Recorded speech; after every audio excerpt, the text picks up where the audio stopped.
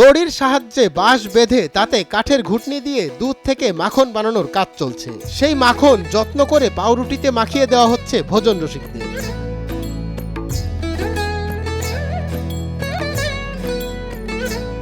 শুধু মাখন পাউরুটি নয়, টক দই, মিষ্টি দই, লাচ্ছি সবই এখানে পাওয়া যায়। আর দামও কিন্তু হাতের নাগালেই। কোনো প্রকার আধুনিক যন্ত্রপাতি ব্যবহার না করে এভাবেই 100 বছরেরও বেশি সময় ধরে চলছে মদন মোহন দাসের দই মাখনের দোকান।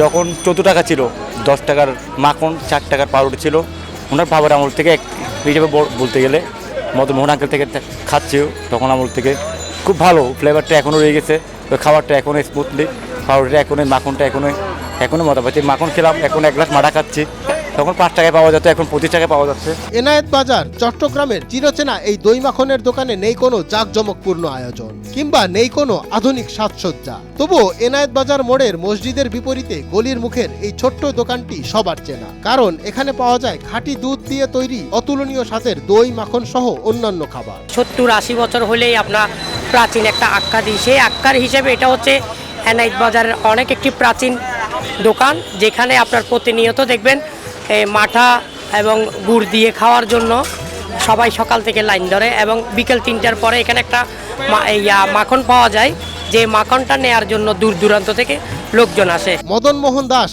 আর নেই, কিন্তু তার বংশধরেরা এখনো সেই ঐতিহ্য ধরে রেখেছেন। হাতে তৈরি মাখন, মাটির পাত্রে রাখা দই, কলাপাতায় মোড়ানো প্যাকেজিং, সবকিছু মিলে এখানে যেন ফিরে আসে অতীতের সেই সোনালী দিনগুলো। আগে যেভাবে সনাতন পদ্ধতিতে মাখন তৈরি করা হতো, এখনও ওই একই পদ্ধতিতে মাখনটা সনাতন পদ্ধতিতে তৈরি করা হয়। এখানে প্রতি ক্যানিস টক দই বা মাঠা পাওয়া যাচ্ছে মাত্র 100 টাকায়। এক বাটি দই চিরার দাম 35 টাকা, আর 1 গ্লাস মাঠা বা দইয়ের দাম 25 টাকা।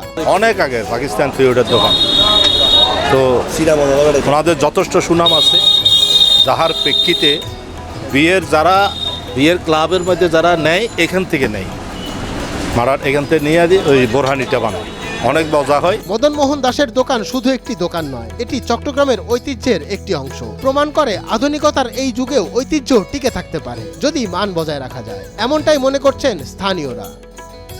মঞ্জুর এ মাওলা, নয়া দিগন্ত।